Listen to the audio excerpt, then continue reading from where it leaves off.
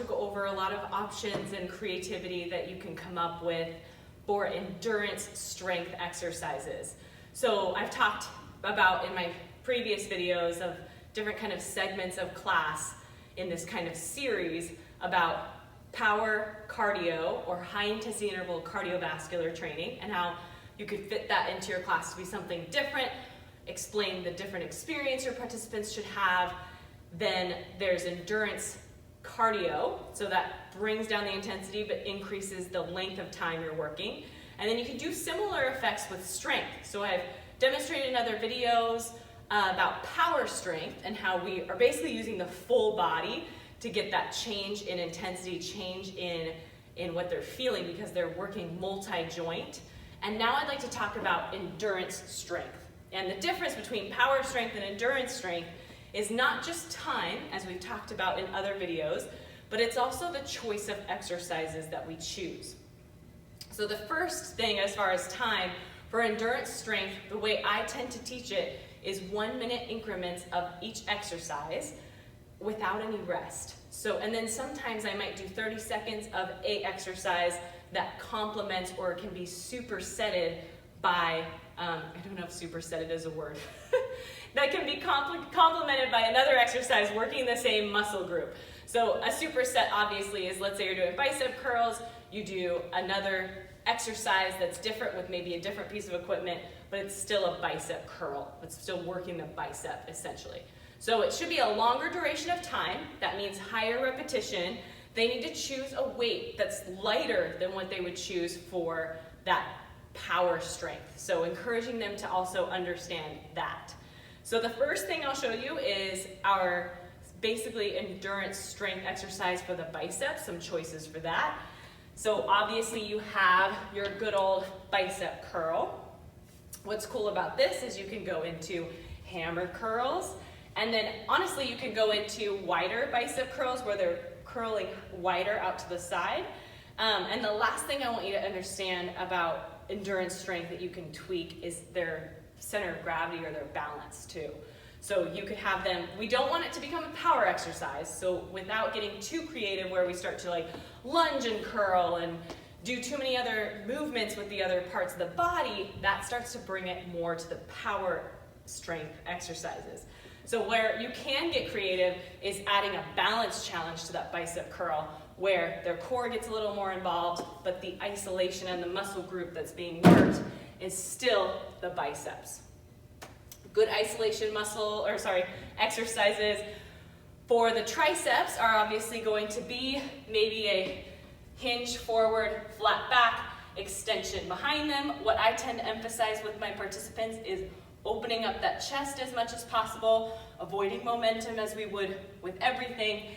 And the one cue I have to share that I love that one of our instructors uses is using muscle versus momentum. So I like that kind of way she says that. So shout out to Yana, who is someone I've stolen that from. So then we want to make sure they're also not going past their hip as much as possible on that tricep extension. So when they're extending, they're not coming back anywhere past the hip or it starts to become bicep again. So that's what I tend to emphasize in my endurance strength. You can also tweak endurance strength a little bit by incorporating unilateral exercises where they're working one side only and then the other side. Where you could find an issue with that, and what I actually see as a benefit with unilateral work, is that if they're working one side, especially the guys, in our group fitness environment, we don't have weights that are any heavier than 15 pounds as far as the dumbbells go.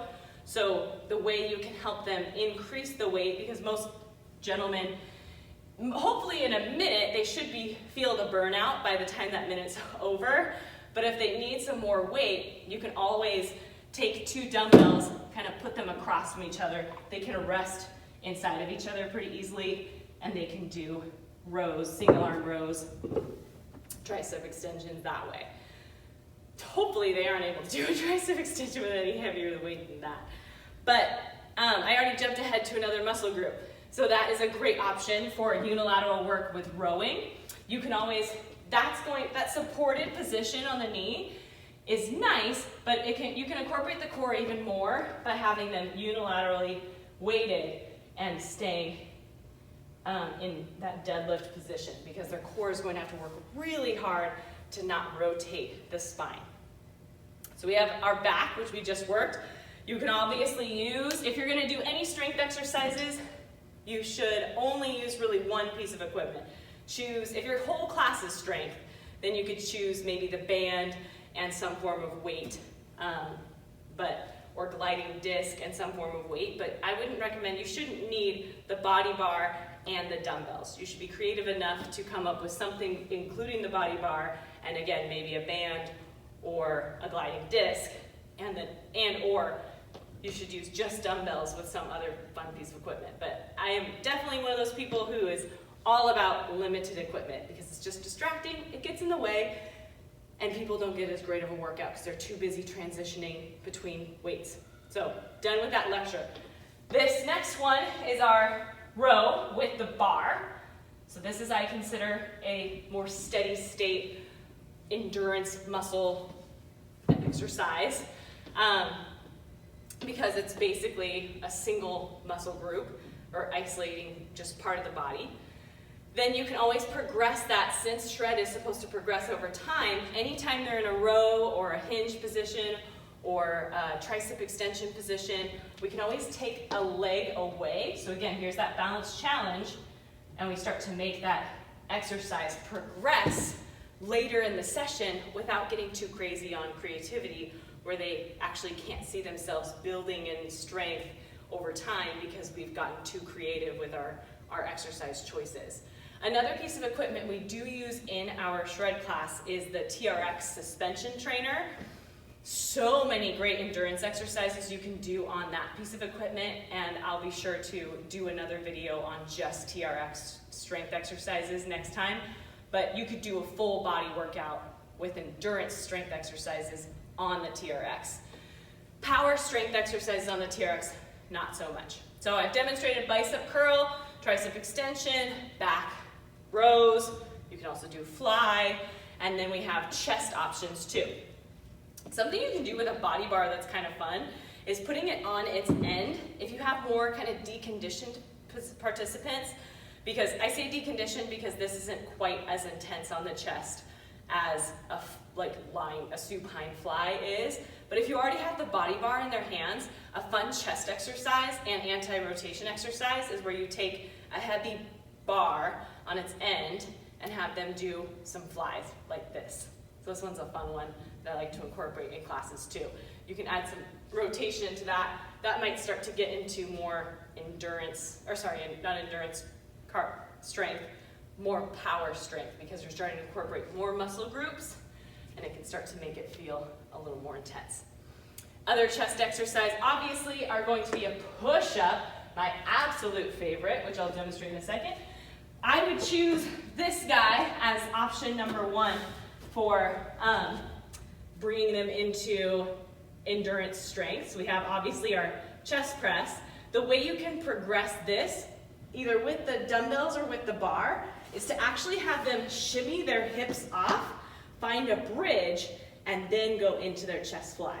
Remember the balance challenge? We were able to provide our participants with the tricep extension and the hinge and the bicep curl. Here's your balance challenge in a chest position. You can lift one leg up and suddenly you have way more of a balance challenge. You could even add a little bit of that. Again, starting to touch the power strength realm because I'm getting a little creative, but if you're progressing it correctly, it could be used for an endurance exercise, as long as you're switching sides about halfway through that minute. So this wouldn't be necessarily taught in week 1. You'd probably save this for later in your weeks of the shred program. So then we can shimmy off the bench because I want to demonstrate the push-up.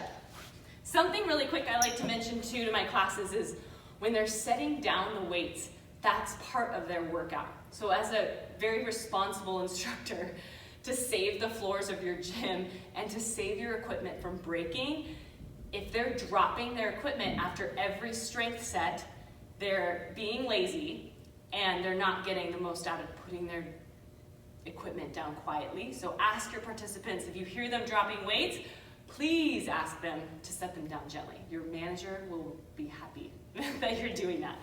And your participants will get stronger.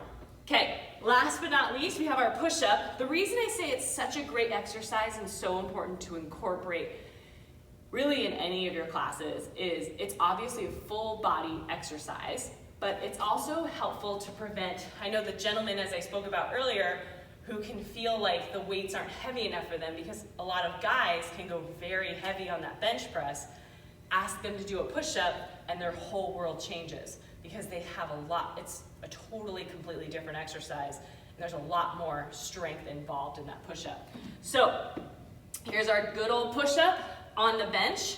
Elevating the chest is going to make it easier. Elevating the feet is going to make it harder. So here's our progression to making it harder. If we elevate one leg, it's going to make it harder. So you can add that balance challenge we talked about a second ago with one leg lifted. All kinds of cool stuff you can do on the bench with push-ups. So we've done the basic muscle groups for muscular endurance, but I'd also like you to think about like adding the shoulders, doing some longer endurance work with the shoulders, maybe incorporating the rotator cuff a little bit. So smaller muscle groups are going to be important here. And then think about the core as well. So during that endurance strength section of class, maybe toward the end, maybe the endurance strength section of classes should maybe be at the end.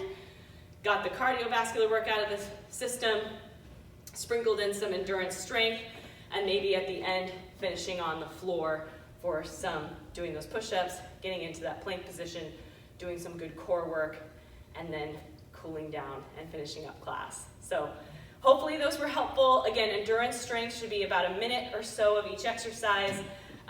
The other endurance strength exercise I forgot to show is a superset example of holding a squat position, staying low, and going into some curtsy lunges. That's a really fun burnout, which could also even be part of your higher intensity power strength, especially if you add the arms to that too. So maybe you do a curtsy lunge, press overhead.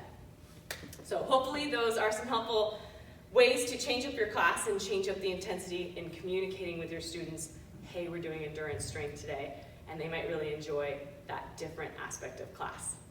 Thank you again for watching.